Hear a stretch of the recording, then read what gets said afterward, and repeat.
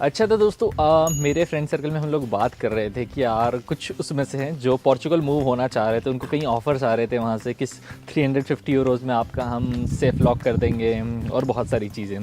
तो क्यों पोर्चुगल इतना हाइप में रहता है हमेशा, और ऐसा क्या है दोस्तों वहाँ पर जो सभी वहाँ पर जाना चाहते हैं।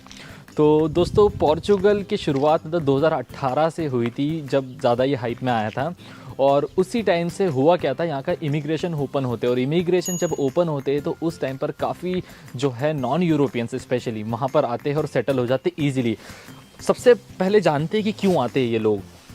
पहला रीज़न तो दोस्तों वहाँ आने का ये है कि वहाँ पर कोई भी लीगल हो सकता है। जैसे कि आप किसी भी कंट्री का टूरिस्ट वीज़ा लेके वहाँ पर पहुँच जाइए, या आप कहीं से भी कैसे भी चले जाइए, स्टडी वर्क टूरिस्ट कैसे भी चले जा सकते हैं, वहाँ पर जाके आप लीगल हो जाएंगे।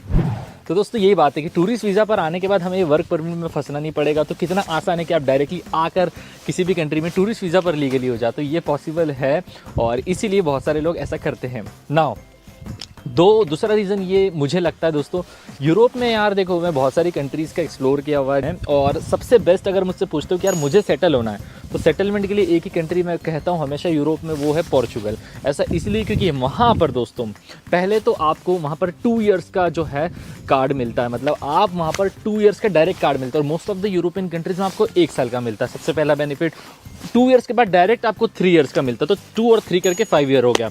और 5 to 6 ईयर के बाद डायरेक्ट सिटीजनशिप आपको मिल जाती है। मतलब अगर आप इटली की बात करें तो वहाँ पर आपको जो है सिटीजनशिप 10 साल के बाद मिलती है। पहले 5 साल के बाद पीआर मिलता है, लेकिन पोर्चुगल में 6 साल के बाद आपको जो है सिटीजनशिप मिल जाती है, पासपोर्ट मिल जाता है उस कंट्री का, जो कि बहुत पावरफुल है। तो ये एक बेनिफिट है कि यार सेटलमेंट बहुत ईजी है वहाँ पर, और आप अपने स्पाउस को भी ले जा सकते हो, और अगर आपके बच्चे जो है 18 ईयर से कम है उनको भी ले जा सकते हो साथ में। तो इससे ज़्यादा और क्या चाहिए आपको।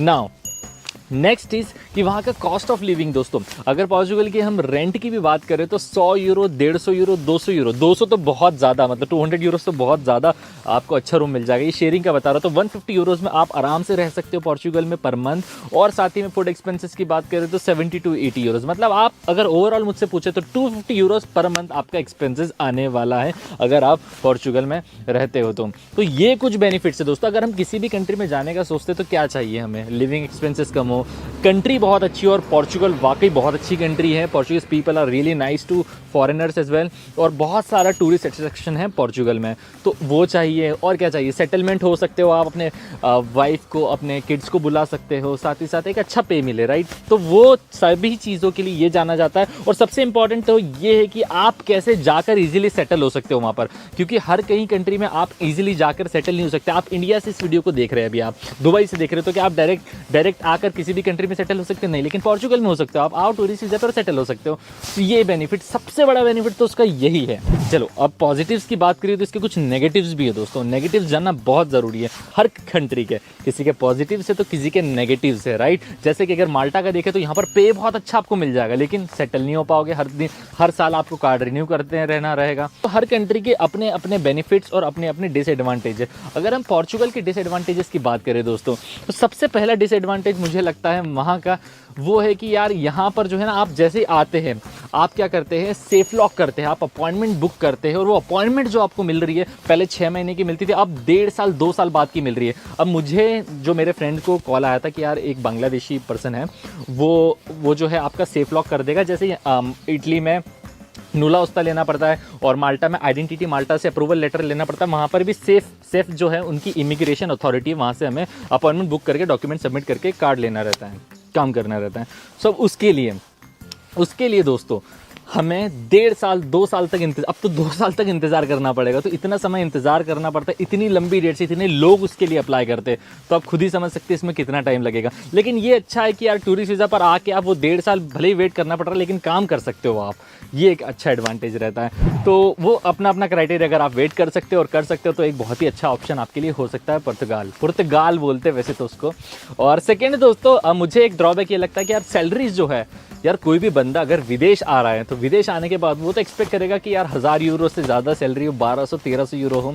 लेकिन अगर मैं आफ्टर टैक्स सैलरी की बात करूँ पोर्चुगल में, तो आपको अराउंड 700 यूरो 800 यूरो की सैलरी मिलेगी वहाँ पर। मेरा ऐसा मानना है, ड्रॉबैक इसलिए मैं इसको मान रहा हूँ क्योंकि पहली बात तो अगर 800 यूरो कमा रहे हो, 250-300 यूरो चले जा रहे हो, 500 यूरोज़ बच रहे हैं। 500 यूरोज़ भी अब अगर हम कहें तो वो अराउंड 40,000 रुपीज़ के आसपास होंगे। तो अगर आप 40,000 रुपीज़ सेव करना चाहते हो तो definitely you can come to Portugal. But और भी बेनिफिट्स हैं। अब और बेनिफिट्स, एक और बेनिफिट जो मैं बताना भूल गया था वो है कि ये शेंगन कंट्री है दोस्तों।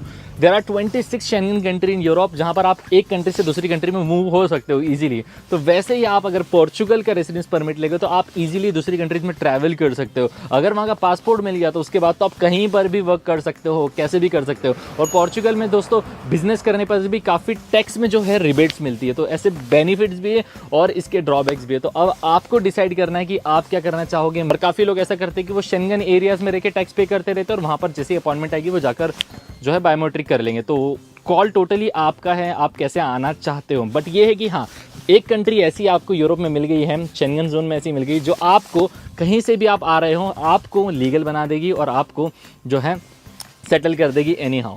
सो यही था आज का वीडियो। तो मुझे बताइएगा कि अगर आप जो है पोर्चुगल वर्क परमिट पर और वीडियोस चाहते हैं डिटेल में कि क्या सिनेरियो चल रहा है, क्या अपडेट्स है इमिग्रेशन की, तो मुझे ज़रूर बताइएगा। ये सिर्फ एक मेरी दिल की बात थी जो मैं आपसे शेयर करना चाह रहा था, क्योंकि काफ़ी लोग बोलते थे कि पोर्चुगल पर आप वीडियो नहीं बनाते हो। तो ये रीज़न था दोस्तों। बाकी बताइएगा कॉमेंट सेक्शन में नेक्स्ट वीडियो किस टॉपिक पर चाहते हैं। तो मिलते हैं हम लोग नेक्स्ट वीडियो में। Till then bye bye, take care दोस्तों।